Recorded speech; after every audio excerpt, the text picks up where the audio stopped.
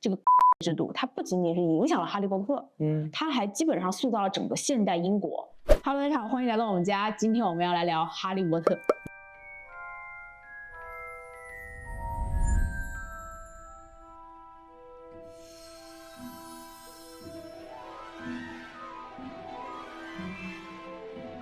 跟大家先爆个料，就是《哈利波特》至今已经突破6亿册销量了。这么多？这什么概念？你想想，就是每13个地球人就有1个人有这本书。我都有2套。蛮巧的，我有2套。对，我们就有4套，贡献了4、7、28本7还是上下的4、8、30。我也没整全，没整全。OK， 反正就是这个销量啊，在整个人类历史上来说都是屈指可数的，一只手就数得过来。但是我们今天聊的不是说它有多火，因为火这个事大家也都知道。对啊。我们今天聊的是一个更有意思、更有深度的事情。而且这个事情呢，能够回答为什么哈利波特能这么火，为什么能这么成功。那这是什么东西？这个就是英国的那一套贵族寄宿学校，也就是公学制度。那你肯定会说，这跟哈利波特有什么关系呢？这个关系可大了。你想，我来捋一捋啊，就是这个哈利波特里面不是有4个学院嘛？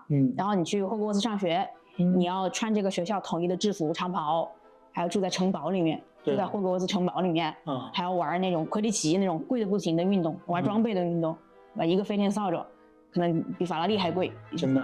你记不记得那个光轮2000？它摆在那个橱窗里的时候，就跟现在摆在那个 4S 店展厅一样啊，所有人都凑过去看。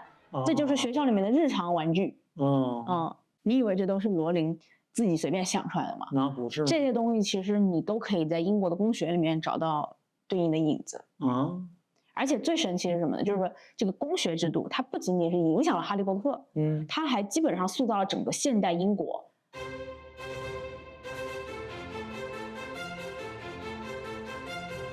英国的历任首相有2/3都是公学出来的。这么多？还有一些社会名流、王公贵族，比如说这个威廉、哈利王子都是伊顿公学的嘛。这样然后这个还有一些艺术家、演员，像卷福是哈罗公学的，然后像抖森呐、小雀斑呐也都是伊顿的。抖森是他们学长，是威廉的学长。小雀斑跟威廉是同班同学所以都是一个圈子，都是一个圈子的贵族学校。对，而且这是真实的人物嘛，连杜撰虚构的人物，比如说007这个詹姆斯邦德先生，他也是伊顿公学的。就反正就是学历得摆在那，而且不是大学，得是公学。那这个很厉害的公学制度它怎么来的呢？我们还要从这个拉格比公学说起。这个拉格比公学啊，原本就只是一个乡村寄宿学校。但是有一天呢，他们换了一个新的校长，这个校长叫阿诺德。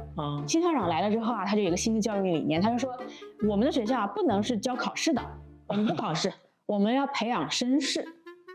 这么抽象？很抽象对吧？听起来很虚，但他还真的搞了一套这个管理办法有这样几个特点，我给大家数一下。首先第一个就是他搞了一个分院制。那不就是哈利波特的分院制，没错，就把学生分到不同的学院去，然后每个学院有自己的一个院长，相当于这个班主任吧。然后呢，有自己的院徽，有院歌，各种各样的东西，什么格兰芬多、史莱特林、赫奇帕奇、拉文克劳，是不是这样的院？还有自己的 logo。有一个 logo。接着第2个就是叫级长制。那不是那级长制，Ron 他哥对 Percy， 对，在哈利波特里面就是天天带个徽章在那管人，对吧？在真实的公学里面也是这样子的，就是要让上一级，就是或者说高年级学生嘛，就管低年级学生帮忙。同时也要就是训练他们这个领导力和被领导力。接着呢就是第3个就是要玩运动，而且这些运动都有一个特点，就是特别的贵。都是玩什么？都是魁地奇。魁地奇是哈利波特里面的，他们玩什么？就是像橄榄球啊、曲棍球啊、马术啊、网球啊、赛艇啊，对吧？都是要玩装备的，并且对场地要求很高。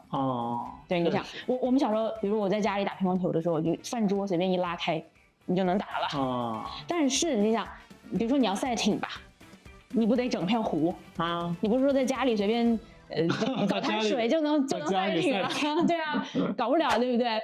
在这个徐志摩说，在康河的柔波里赛艇，高贵讲究人，高贵，都是这样的一些东西。那你说为什么公学要整那么多花里胡哨的东西呢？对呀，这个就要跟当时的那个历史背景相结合起来说。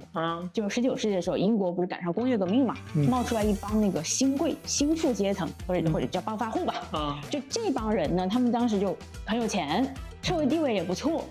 但是有个问题，就是英国卷一个东西，就是你祖上是个贵族，就是没有血统。对，就是你祖上毕竟不是封王拜相的你跟那些老贵族啊，跟那些爵爷们啊比起来，还是就是差点意思所以呢，这些新发起来的这些阶层，他就心理压力很大，就很想卷，就要鸡娃。但他们鸡的不是说你学习成绩好不好，而是鸡你有没有贵族气质。这个拉格比公学的方案呢，就相当于踩中了当时的热点因为你想原来的这些王公贵族。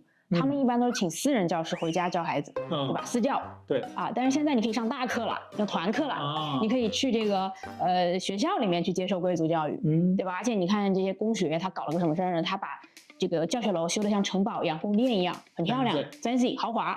然后呢，他还把这些学校搬到乡下去，因为贵族的庄园一般在乡下郊外，模拟人生，模拟贵族生活，同时呢，你看他学什么？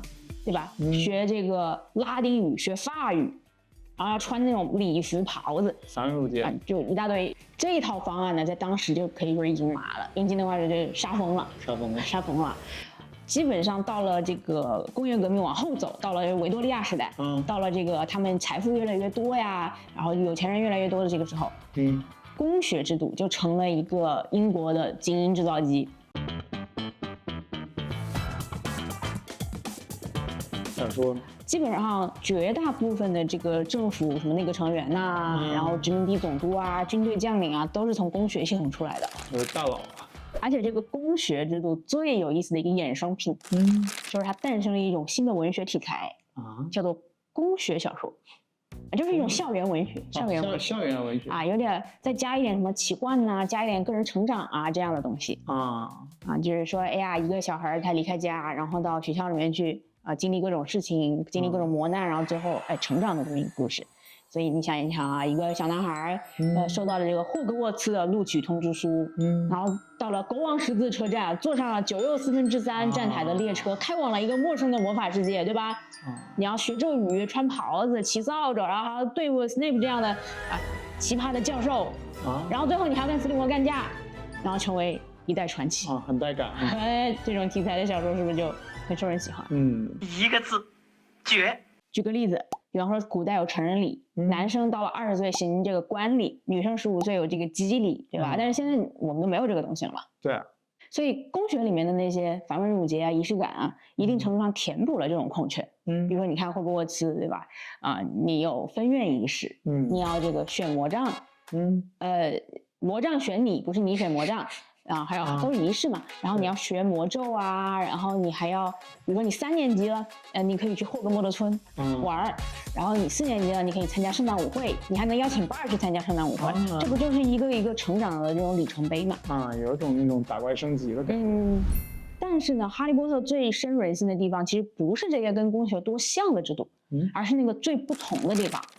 你想，一般的公学录取标准只有一个，就是你的家境，你的家庭背景，你是不是有钱有权？但是霍格沃茨在这个地方做了一个非常大的改动，就是录取标准变成了天赋。跟你的家庭背景没有关系。像这个赫敏和玛丽，他就是一个非常典型的例子嘛。他是这个麻瓜出身，家里全是麻狗，不会魔法的。